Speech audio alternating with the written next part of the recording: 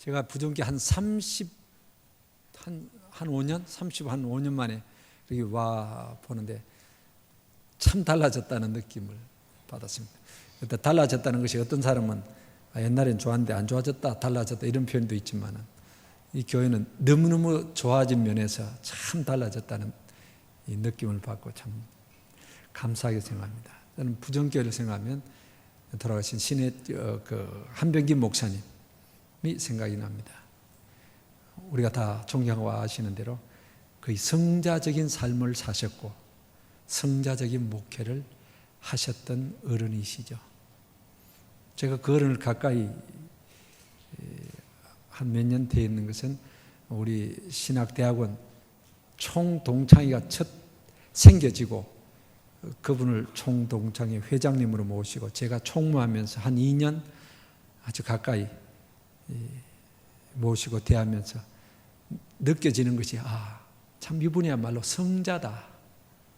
말씀하시는 것도 조용조용히 하시고 생각하시는 것도 그러고 참 성자다. 그 마음속에 깊은 마음속으로부터 큰 존경감을 제가 가졌던 그 어른이 이곳에 오니까 생각이 나네요. 그리고 이제 또 박 목사님 오셔서 더 새로운 비전을 갖고 더 힘차게 나가는 모습을 보면서 참 그런 것들이 바탕이 되어서 더 도약할 수 있는 이런 교회가 되었다는 생각을 가지면서 이런 생각을 해보게 됩니다. 오늘 성경 우리가 잘 아는 대로 예수님께서 부활하신 뒤에 실패했던 베드로를 다시 찾아오셔서 그가 예수님 3번이나 모른다고 부인했었고 또 고기잡이에 실패하고 있는 그를 주님이 찾아오셔서 목양자로 복음 전하는 일꾼으로 다시 부르시고 다시 세우시는 그 사건이죠. 네가 나를 사랑하냐? 내 양을 먹이고 내 양을 치라. 목양자로 베드로를 세우신 말씀입니다. 이 말씀을 중심해서 오늘의 우리의 목회자의 자세를 한번 한 2가지를 생각해 보려고 합니다. 무엇보다도 이 말씀을 보면서 저는 목회자로 부르심을 받았다는 것은 최고의 영광스러움이라는 사실입니다. 다른 어떤 것보다도 복음을 위한 일꾼으로 우리가 부름을 받았다는 그 자체가 어느 것과 비교할 수 없는 영광입니다. 디모데전서 1장 12절에서도 바울은 나를 능하게 하신 그리스도 예수 우리 주께 내가 감사함은 나를 충성되이 여겨 내게 직분을 맡기셨다. 바울 자신이 이방인의 사도가 되었다는, 복음의 일꾼이 되었다는 것에 대한 엄청난 감격을 가지고 평생 사역한 사람입니다. 그는 이전에 그가 굉장히 자랑스럽게 생각했던 로마의 시민권과 비교할 수 없고 가말리엘 문화의 어떤 박사라는 그것과도 비교할 수가 없고 그가 자랑했던 혈통이나 족보 그 어느 것과도 비교할 수 없는 복음의 일꾼 되었다는 것에 대한 영광스러움을 그는 간직하면서 평생을 사역했던 사람입니다. 왜 그러냐? 복음의 사역자가 가장 영광스럽다는 것은 이 복음 사역자, 복음 사역만큼 이 세상에서 가치 있는 일이 없기 때문에 그렇습니다. 최고의 가치가 뭐냐? 복음을 전하는 것. 최고의 영광스러움이 무엇이냐?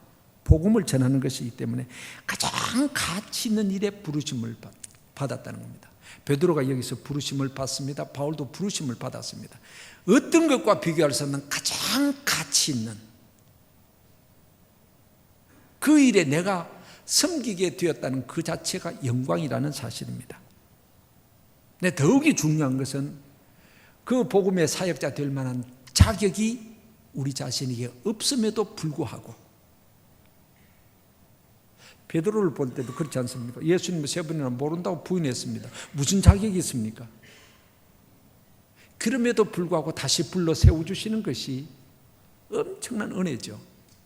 무자격자 아닙니까? 바울이 고백한 대로 나는 무자격자다.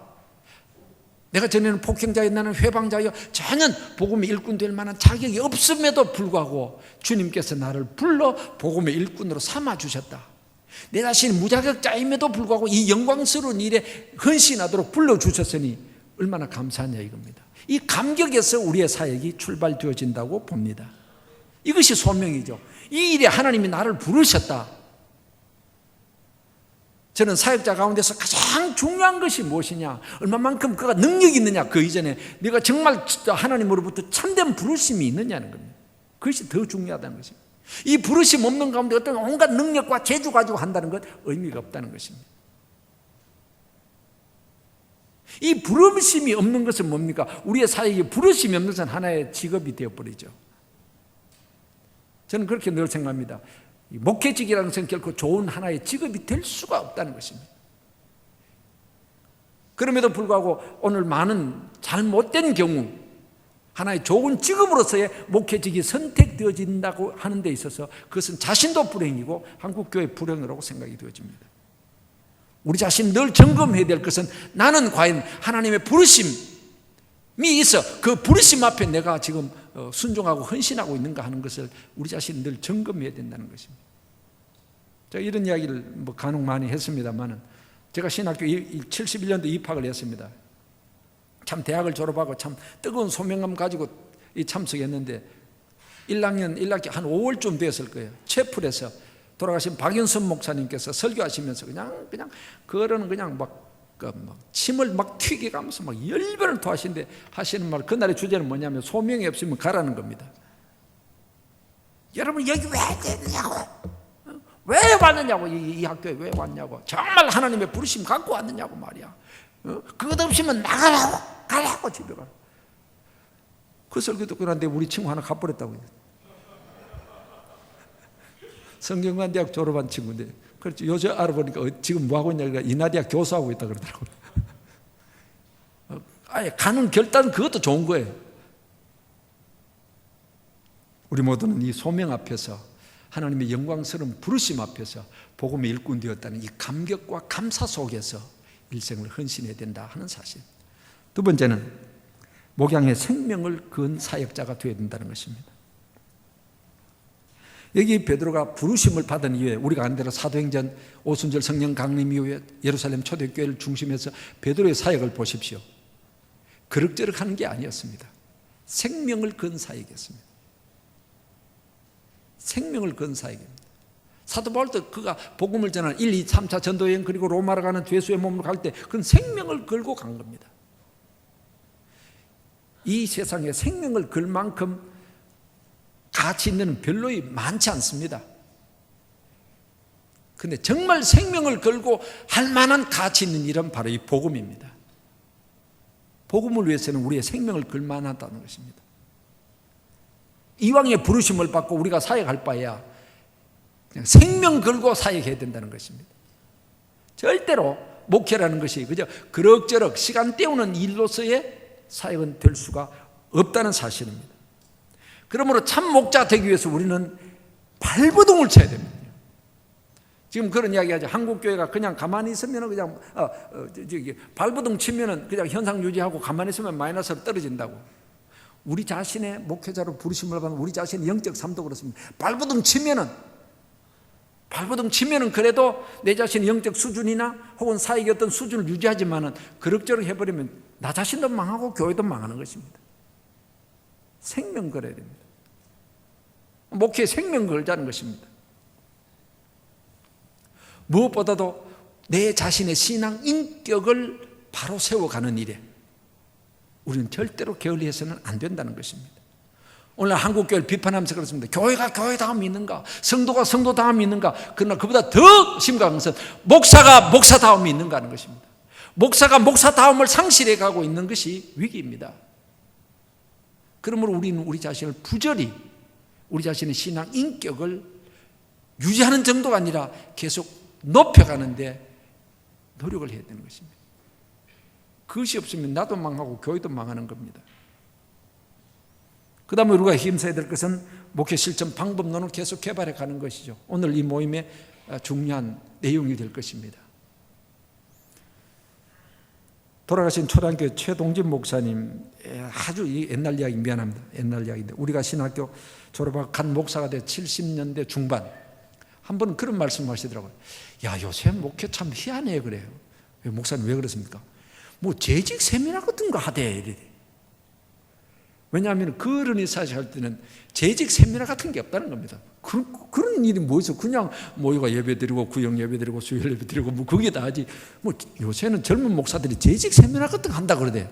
그때 이제 재직 세미나가 시작이 되어지고 막 유행할 때거든.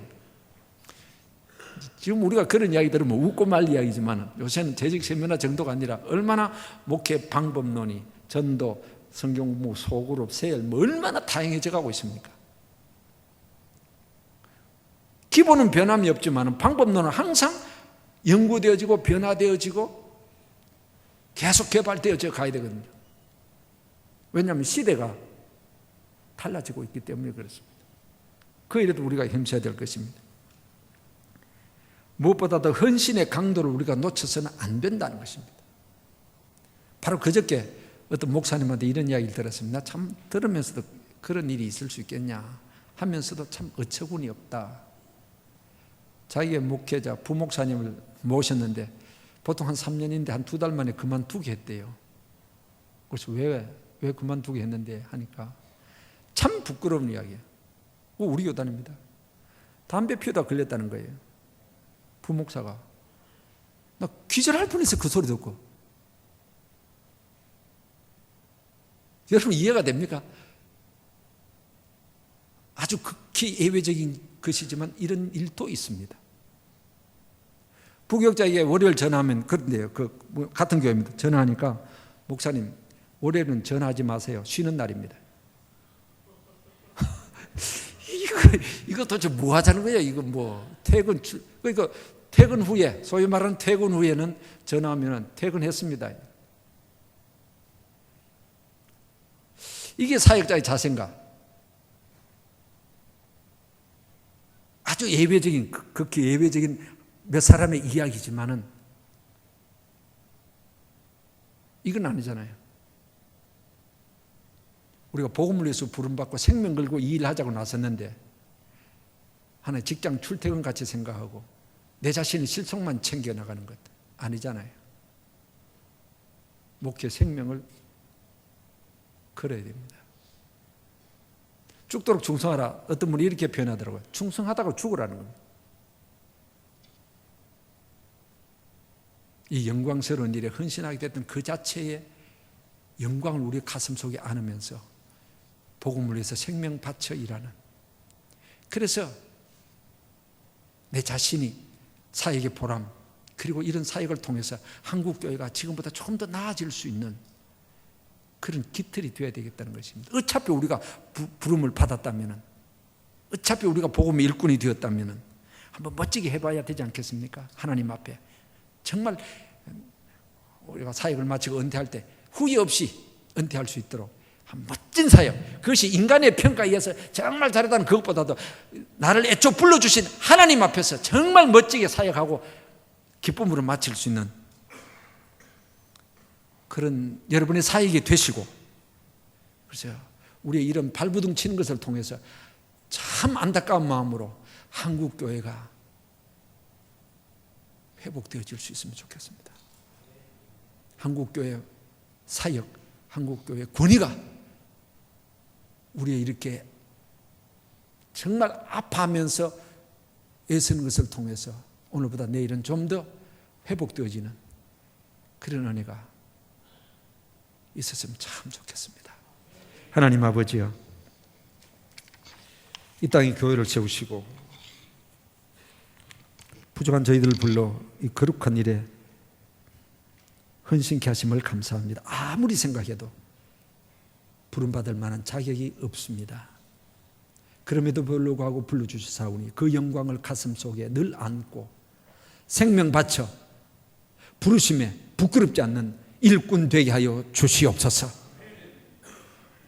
예수님의 이름으로 기도하옵나이다. 아멘.